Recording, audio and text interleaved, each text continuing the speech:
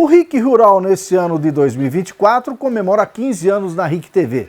E a gente tem mostrado reportagens que se destacaram por seu assunto e importância nesse período. Pois é, hoje vamos mostrar mais uma reportagem que fizemos em 2019 sobre experimentos científicos promovidos pela Rede Paranaense de Agropesquisa, que tem por objetivo estabelecer novos parâmetros para o estabelecimento de projetos de conservação de solos e água em propriedades rurais do Paraná. Vamos ver. O manejo do solo, feito de forma inadequada pelos produtores, tem sido um limitante ao aumento da produtividade das lavouras, além de causar erosão e outros problemas. Um desafio que o Brasil, como grande produtor de alimentos, precisa superar para aproveitar as oportunidades que estão surgindo no mercado internacional. O Paraná está fazendo a sua parte. O estado, que se tornou uma referência em práticas conservacionistas, conta desde 2016 com o ProSolo, o Programa Integrado de Conservação de Solos e Águas, o maior do gênero no Brasil. O ProSolo é implementado pela Rede Paranaense de Agropecuária e Formação Aplicada, um grupo composto por 19 instituições, entre universidades, fundações privadas, institutos e outras entidades. São 150 pesquisadores, 55 bolsas de pesquisa e um investimento de 12 milhões de reais em 35 projetos por todo o estado. Nós fomos ver de perto o que está acontecendo em 3 unidades de pesquisa sobre solo e água, das 6 espalhadas pelo Paraná. Começamos por 2 vizinhos, depois fomos a Guarapuava e finalizamos em Cambé, no norte do estado.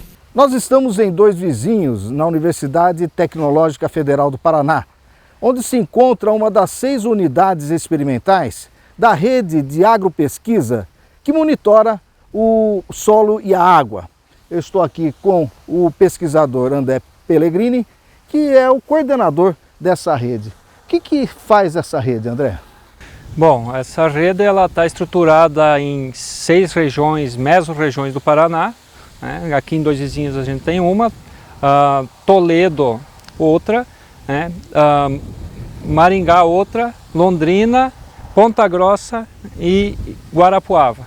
Ela faz basicamente, ela trouxe uma ideia que começou a ser estudado na Universidade Federal de Santa Maria, né, fazendo uma unidade experimental. Uma parcela com terraço, né, e a outra sem terraço. Aqui está o nosso exemplo, né, tá o nosso exemplo da parcela sem terraço, né, que dá 1,8 hectares, né, um pouquinho menos de um alqueire. Né. Então ela consegue, a gente delimitou com esses terraços ao redor. Toda a chuva que cair aqui, parte vai infiltrar, outra parte vai escoar e a gente consegue fazer o monitoramento de quanta água está saindo por escoamento aqui. E o que vai mostrar esse estudo? Esse estudo ele vai mostrar basicamente quanto da chuva está se transformando em escoamento. Isso é variável, né? Depende da umidade do solo, da cobertura, do grau de compactação, da estrutura do solo. E aí a gente consegue ter essa noção do quanto está escoando, quanto está sendo perdido de água. Junto com essa água está sendo transportado o solo, então a gente consegue medir também nesse local quanto solo está sendo perdido. E também nesse solo e nessa água a gente consegue levar para o laboratório uma amostra e medir quanto está sendo perdido de nutrientes, né, que são essenciais para a produção. Nitrogênio, fósforo, potássio, cálcio e magnésio. Esses são os principais. Você falou em água e microbacias. Como é que vocês estão estudando isso aqui? Isso. Nesse mesmo estudo da Rede de Agropesquisa aqui no Paraná, dentro dessas 2 unidades experimentais com e sem terraço, a gente vai conseguir monitorar uma área entre 50 a 200 hectares, que é uma pequena bacia hidrográfica. Então aqui a gente está dentro da bacia hidrográfica, a gente está monitorando, ela dá 64 hectares, depois a gente vai se dirigir até abaixo, onde é que faz o monitoramento também do que está sendo perdido de solo e água desse local. Vamos dar uma olhada lá então?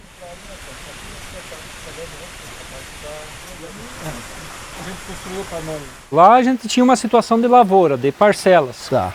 Com e sem terraço. Aqui já é a bacia hidrográfica. A gente construiu essa estrutura aqui, passava o riacho normal, natural, ele passava aqui. O que a gente buscou a fazer com essa estrutura?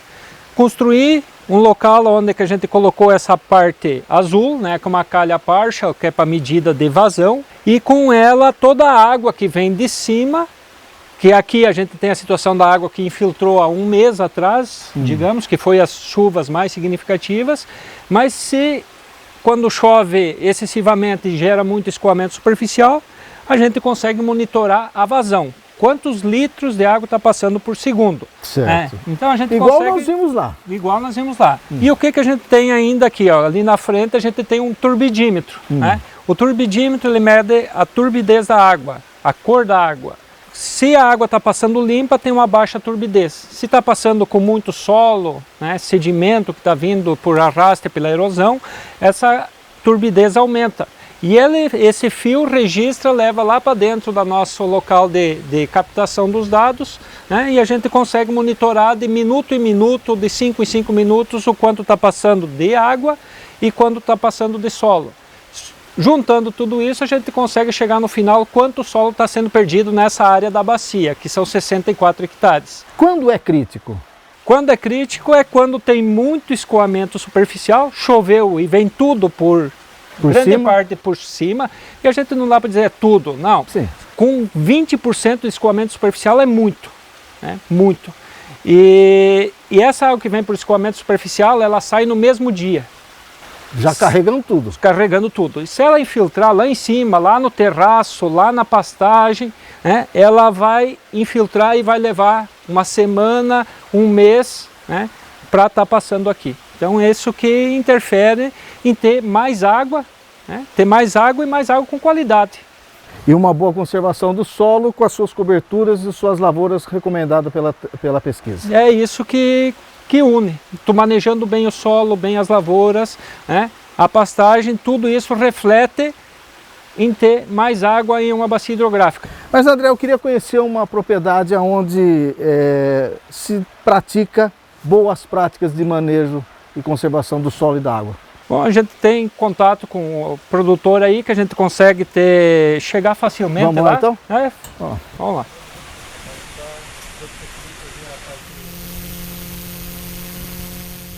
A região sudoeste do estado, onde está o município de Dois Vizinhos, é a mais suscetível a chuvas intensas. Essas chuvas geralmente coincidem com o período de plantio, quando o solo está com pouca cobertura e que pode ocorrer erosão, muito comum na região, mas não em propriedades que adotam o que a pesquisa indica, como nessa propriedade da família Link. Desde 1980, quando foi o início no Paraná inteiro do sistema de plantio direto, meu avô construiu os terraços e de lá para cá sempre teve esses terraços aqui. Numa comparação com o plantio direto de 1983 para hoje, qual é a comparação que você faz? Como é que era antes e agora? Mantém-se a mesma prática? Mudou alguma coisa? De lá para cá, pelo histórico que meu avô me contava, que meu pai me contava, e hoje com nós trabalhando todos juntos, eu com meu pai e meus irmãos na propriedade, tem se adotado muito mais plantas de cobertura na área, trabalhando pelo menos com uma planta de cobertura por ano. Então a gente faz uma safra de verão bem boa, aí uma cobertura no outono, que fica 60, 90, 120 dias, e uma safra de inverno, que geralmente é trigo. Ou nas áreas que vai a rotação de cultura milho, a gente trabalha com aveia e nabo antes da semeadura do milho, e com o feijão pós a colheita do milho.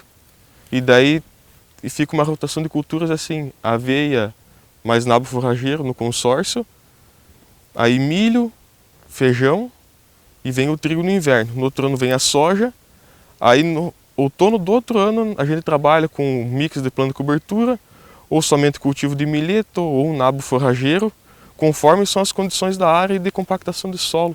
A gente escolhe a cultura que vem no outono daí. Pellegrini, essa palhada que a gente vê mesmo embaixo aqui do trigo, do que é? Bom, pode ver, Sérgio, aonde que tu consegue levar a mão, entre a linha tu já tem a palhada aqui de nabo forrageiro. Então pode ver, foi passado o rolo faca aqui, Lucas? Não foi feito semeadura direta. Semeadura. Então esse aqui é o corte da própria linha de semeadura do trigo, né, que cortou a palha. Mas aonde tu levar a mão na linha do trigo, vai ter uma boa cobertura. E como dá para notar, a gente está num período de déficit hídrico, faltando um pouquinho de chuva, e conversando com o Lucas, dá para dizer assim, é isso que está mantendo, dá para dizer assim, um bom crescimento do trigo nessa área aqui. Isso. Ô Lucas, agora, você deixando um período aí de cobertura, você não tem rendimento financeiro. Isso daí impacta no final da conta?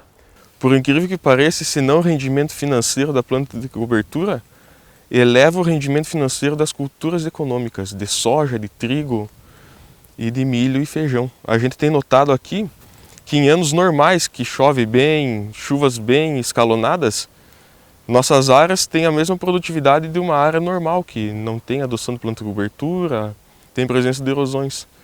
Mas a partir de um ano como esse, que a última chuva boa que a gente teve foi fim de maio, a área ela responde melhor a esse déficit hídrico.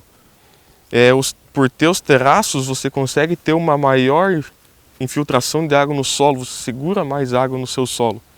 E com isso você prolonga a quantidade de água para as plantas quando tem um déficit hídrico. Então a planta de cobertura dá um retorno econômico, sim. Um retorno, por exemplo, mascarado, porque você não vê que a planta de cobertura está te dando, você não colhe ela, mas você colhe a soja ou o trigo estava em cima dela e eles respondem. Você tem uma universidade federal tecnológica aqui na tua região, com estação de pesquisa que a gente viu há pouco. O que isso te ajudou? Auxilia muito em tomadas de decisões, porque a gente sempre tem problemas. Na agricultura você sempre se depara com algo novo, seja em fitopatologia, seja em controle de insetos, seja em manejo de solo. E sempre a universidade tem alguma coisa a lhe oferecer, sempre a universidade está pesquisando alguma coisa que se encaixa em cada propriedade. Por exemplo, aqui o caso da planta de cobertura do nabo forageiro foi fruto de experimentos na universidade. Manutenção de terraços foi fruto de experimentos na universidade. Entre outras coisas, como fertilidade de solo, controle de plantas daninhas, controle de doenças. E tudo vem influenciando positivamente e serve como uma baita ferramenta para o produtor.